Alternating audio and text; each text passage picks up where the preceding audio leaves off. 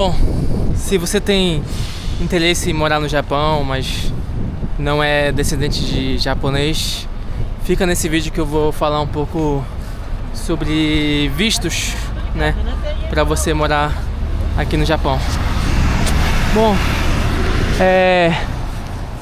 um dos principais vistos que a gente conhece, assim, né, como porta de entrada aqui para morar no Japão, é aquele visto de estudante, né, de intercâmbio, né, que geralmente as pessoas vêm pra cá pra estudar japonês, né, e acaba ficando por aqui e mudando de visto eventualmente, né.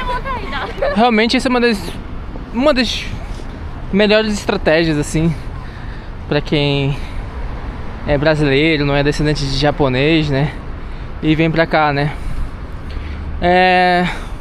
Eu acho que um dos vistos bem interessantes, assim, pra quem chegou aqui de alguma forma através como aluno de estudante, né, de intercâmbio, é fazer a mudança para o Tokutei Ginnou, né.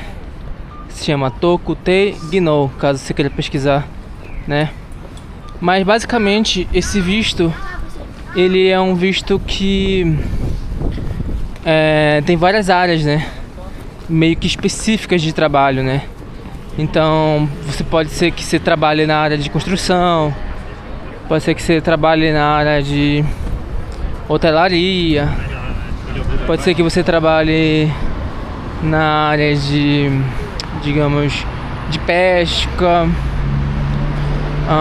de manutenção também, de automóveis, né, mecânico, quem sabe mexer em carro, moto, essas coisas assim, né. E aí ele tem dois níveis, né. Tem o nível 1 e tem o nível 2, né. São várias áreas, eu não falei todas as áreas, né. Também tem, por exemplo, aquele de cuidador de idoso, entendeu. Então tem algumas áreas assim que estão inclusas nesse Tokutei Ginnou, né. Coisa de quem cuida de, tipo, cuidação de peixes também, aquacultura, alguma coisa assim o nome, né. Tem algumas coisas assim, né. Inclusive limpeza de edifícios também tá incluso nisso aí, né. Que são coisas que estão meio que faltando aqui no Japão. Então, como eu tava falando, né, tem o nível 1 e o nível 2, né. No nível 1, basicamente,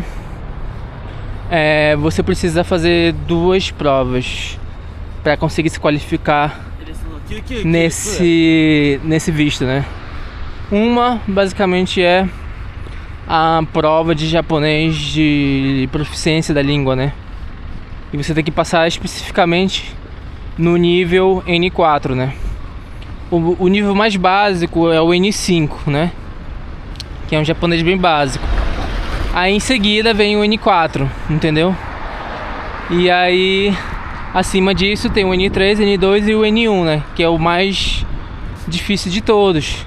Mas você não precisa fazer N3, N2 ou N1. Se você já conseguir passar no N4, né, você já é apto para conseguir esse visto, entendeu?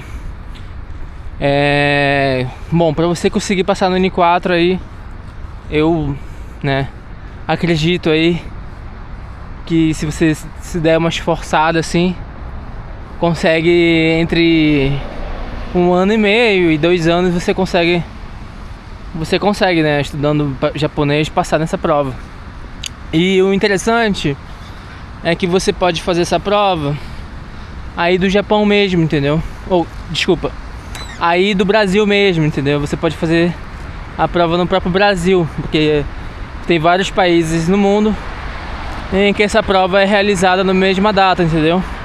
Inclusive aqui no Japão é feita essa prova também. Eu fiz, né, em dezembro, e não tenho certeza que eu não passei, né? Inclusive o resultado sai hoje ou sai amanhã, não me recordo agora. Mas eu já vou, quando eu voltar pra casa, eu dou uma pesquisadinha pra ver se eu passei ou não. E a outra prova que você tem que fazer, né, é uma prova específica da área que você quer atuar, né? Se, por exemplo, se você quer trabalhar como mecânico, né, de automóveis, você vai ter que fazer uma prova mais específica como mecânico de automóveis, né? Eu não sei, assim, de dizer especificamente como que é a prova, entendeu? Se tem testes práticos, alguns têm testes práticos, sabe?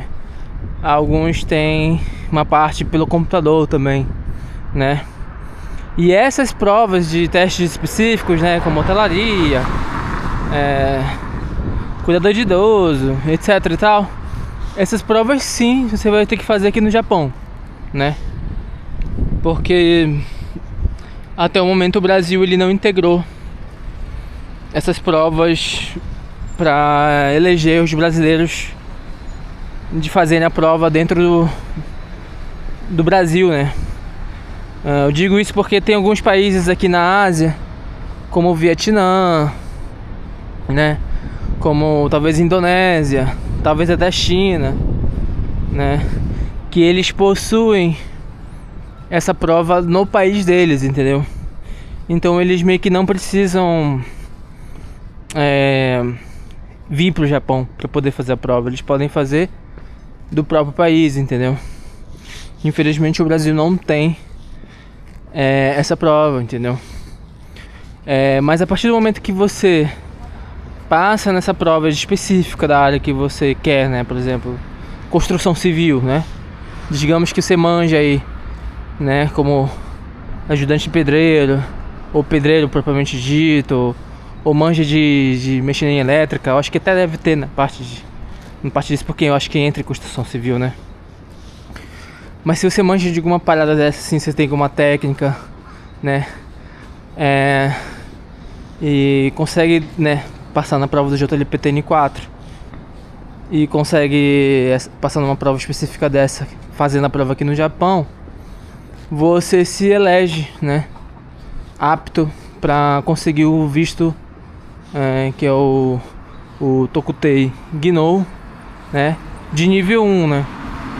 Porque tem o nível 2 também, que é um pouco acima, e eu já entro nesse caso.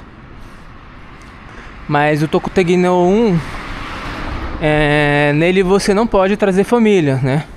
Já no 2, você pode trazer família, entendeu? Esposa, filhos, etc. E no Tokutei de nível 2, você não precisa fazer a prova de japonês, né? Você só precisa fazer uma prova da área específica que você quer atuar, né? Que são muito parecidas com o do nível 1 também, construção civil, né? Eu acredito que tem na hotelaria também, né? Só que são umas coisas assim um pouco mais avançadas, um pouco mais... e às vezes eles requerem um mínimo de 2 anos de experiência, né? Mas digamos que você, sei lá, aí no Brasil é mecânico de automóveis, né?